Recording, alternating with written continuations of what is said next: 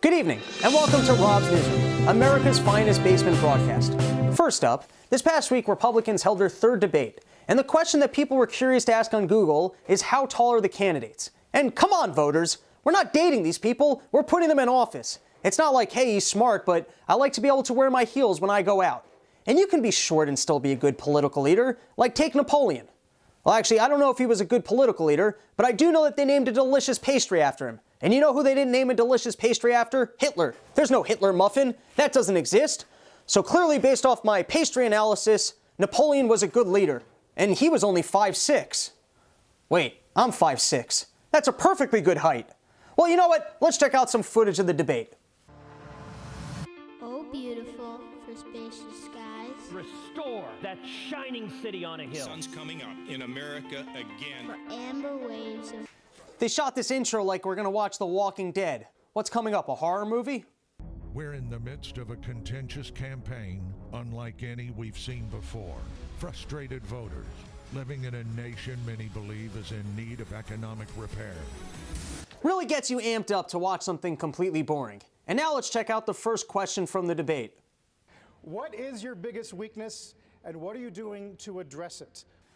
That's the question I get asked, and I just think, you know what, I'll just keep being unemployed. You keep your job, I'll work in my parents' basement, I'll be okay. Let's check out Trump's response to this question.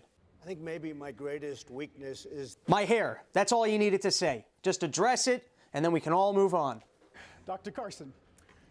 Probably in terms of applying for a job of president, the weakness would be Is that I have the demeanor of a cartoon mouse, and even people at old age homes are thinking, speak faster, you're boring me. Now, there was a lot of talk in this debate about getting out the conservative message and beating Hillary Clinton. On this topic, Chris Christie had this to say. It's Hillary Clinton, and you put me on that stage against her next September, she won't get within 10 miles of the White House. Because literally, he's built like a linebacker. He'll get himself in front of the car and go, Hillary, you're not getting in there. I'm going to stop you. Here's another Chris Christie highlight. I mean, let me be honest with the people who are watching at home. The government has lied to you, and they have stolen from you. And I'm asking you to give me the same opportunity. Because if there's a corrupt institution out there, I want to be in charge of it. But I actually think Chris Christie can win this campaign. And I say that based on the following clip. Enough on fantasy football. Let people play. Who cares? Sharon, I want to... The Who Cares campaign. It's like, so you ate a whole pizza. Who cares? Iran might get a bomb. Who cares? The ozone layer's disappearing. Who cares? I could get into that. I'll tell you who I don't think has any chance, though. It's Carly Fiorina. And I say that based on the following clip. There are loads of great ideas, great conservative ideas from wonderful think tanks about how to reform the tax code. The problem is we never get it done. We have talked about tax reform in every single election for decades. It never happened. Yeah, that's the way this works. We talk about things, we never fix it. That's kind of the point. Did you not understand this? But not to worry, everybody. Governor Kasich has a plan. And a plan right now to get us to balance. Reforming entitlements, cutting taxes. You see, because if you really want to get to a balanced budget, you need to reduce your expenses and you need to stuff a turkey. You want to fix government, you just got to get right up in there and keep stuffing that turkey. And now, here's the comment I disagreed with most during the entire debate.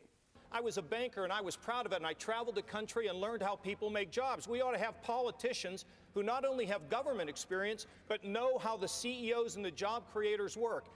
Yeah, that's what we need to fix Washington, is more bankers. We need more of a revolving door of people going from the private industry to being able to influence the highest levels of government. And then, when asked about legal marijuana, Governor Kasich had this to say. I've spent 5 years of my administration working with my team to do a whole sort of things to try to rein in the problem of overdoses. And it goes on and on. We can do a whole show on that.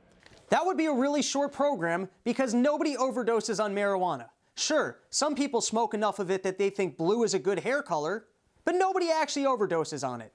And then they brought out this guy. Let's focus on our central bank, the Federal Reserve. You've been a fierce critic of the Fed, arguing for more transparency. Whoa! Where'd you guys find the lollipop kid? And why are you first waiting till now to bring this guy out? This is entertainment. He's asking questions like it's Broadway show tunes. And now lastly, when asked about gun control, Trump had this to say. Would you feel more comfortable if your employees brought guns to work?